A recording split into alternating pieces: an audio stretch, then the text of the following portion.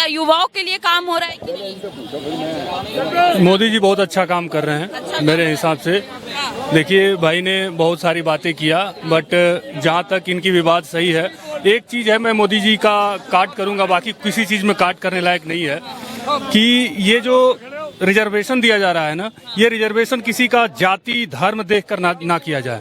ये प्रॉपर्टी कितनी है उनकी पूरा सर्वे किया जाए, इसके आधार पर किया जाए। उनको अच्छा बस दिया जाए, अच्छे कॉपी किताब दिया जाए, बढ़िया उनको रहने का रेसिडेंशियल एरिया जाए। लेकिन ये चीज नहीं करना चाहिए कि मतलब वो ये है तो उनको ये रिजर्वेशन में इतना आरक्षण मिलना चाहिए। इस तरह के आरक्षण नहीं होना चाहिए। जाति धर्म पे रिजर्वेशन न दिया जाएगा तो दलित आदिवासी पिछड़ा आरक्षण चाहता ही नहीं, वो तो कास्ट सिस्टम खत्म ही करना चाहता। आप तो आगे आइए, कम से कम कास्ट सिस्टम सरनेम खत्म कीजिए, कास्ट खत्म कीजिए। वो लोग आज आरक्षण को खत्म कर देंगे।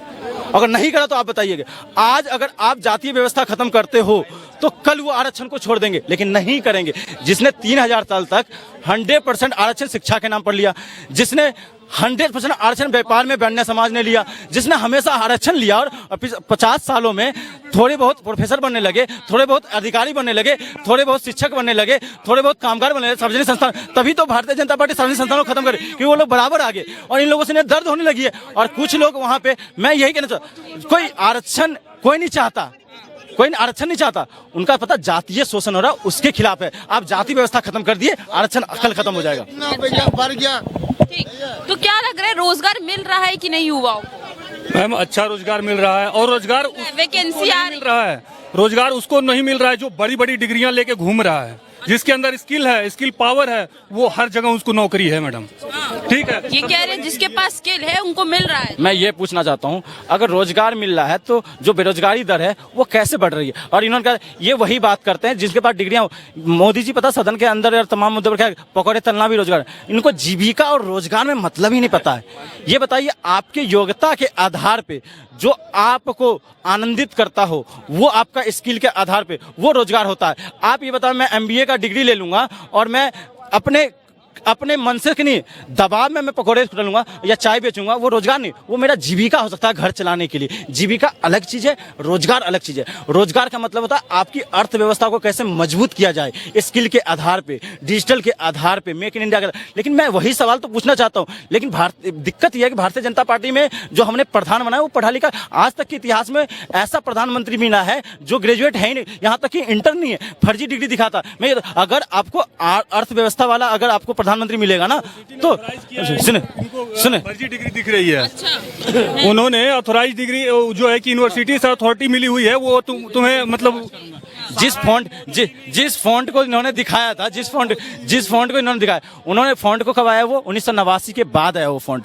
दूसरी बात 1989 का, दूसरी बात उसी दिल्ली विश्वविद्यालय के जिस प्रोफेसर है वहां से एक महिला निकल के आती है, कहना मैं जिस क्लास में पढ़ती उसी क्लासमेट की उनकी डिग्री है। तो मैंने तो कभी उनको क्लास में देखा ही नहीं, ना कैंपस में देखा, तो वो कहाँ से? वही कह रहे उनके क्लासमेट ने भी उनको देखा ही नहीं था, तो उनके डिग्री कहाँ से आ गई? आप थे क्या वहाँ पर? आप गए थे? क्लासमेट ये गलत चीज है मैडम। जिस तरीके की बात आजकल कही जा रही है ना, केजरीवाल ने भी मांगा था। मैं ये पूछना चाहता हूँ, आप ये मैं ये सब मांगेंगे, मैं ये कह रहा हूँ जो डिग्री आपने दिखाया है देश को, देश यही तो पूछा है वो फॉन्ट कहाँ से आया? उस समय तो फॉन्ट आया ही नहीं था, कंप्यूटर लिखित तो था ही नहीं, और वो फॉन्ट भी नहीं था, उस 90 के बाद आया था। तो यही तो पूछना, तो फॉन्ट दिखा, आपको पता हो तो आप दिखा दे, हम जैसे जनता को पता चले, बोली वाली जनता को पता चल जाएगा हाँ कि डिग्री है।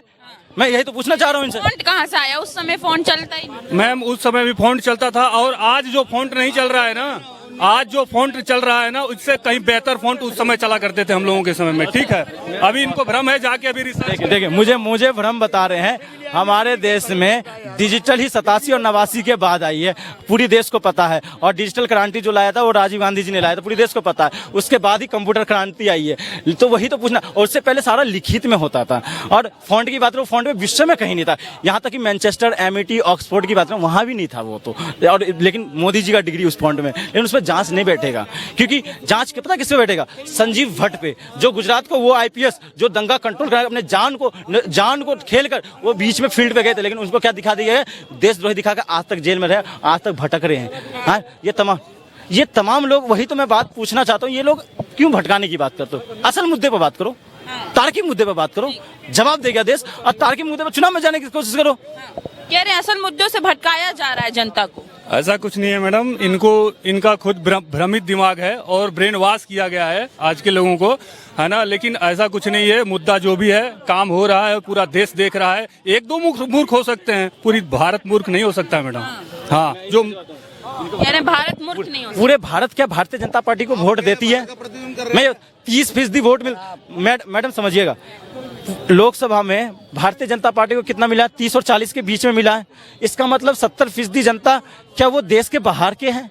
क्या हम जैसे लोग देश से बाहर से हैं? क्या हमारा अधिकार नहीं है कि सरकार से सवाल पूछेंगे? क्या विपक्ष के नेता जो सदन में है, क्या वो जनता के प्रतिनिधि नहीं है? क्या आपने किस तरह से उनको सांसद से बर्खास्तगी कर दी, जो कि इतिहास में, पूरे इतिहास में, लोकतांत्रिक देशों में, पूरे विश्व की बात कर रहा हूँ, पहली बार हुआ जो 150 से ज्यादा सांसदों को बर्खास्त। बात किस पे की बात ये होगा कि सदन की सुरक्षा के ऊपर सवाल किया जा रहा था और उसको मीडिया में कवर अप नहीं दिया गया।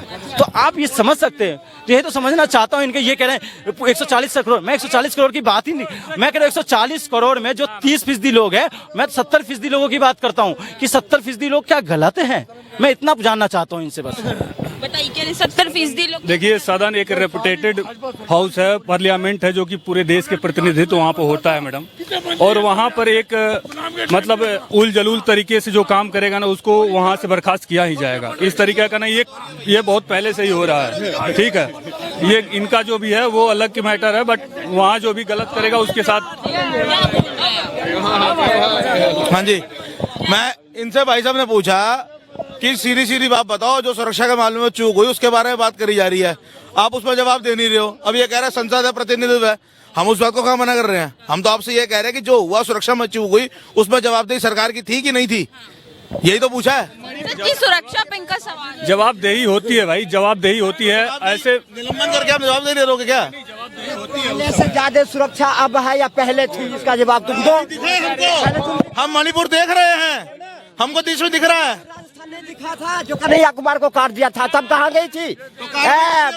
कार्रवाई कितनी देर में हुई थी? 5,000 रुपया इनाम मिला था उसको। वो किसानों को मार दिया। 50,000 मिले थे जो काटने वाले को, 5,000 रुपये कन्हैया कुमार को। और जिसको पकड़ा गया उसको वो कौन थे? जिनको पकड़ा गया वो कौन थे? शर्म करो, शर्म करो। पार्टियों को पकड़ा गया। सुनो, पता सब कुछ है, आपको भी है, लेकिन इस टाइम पचा नहीं पा रहे हो।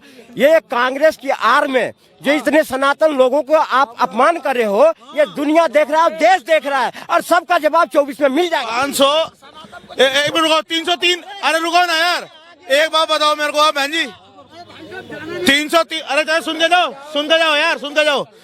303 लोग का देश के अंदर हर सनातनी को रिप्रेजेंट कर रहे हैं क्या?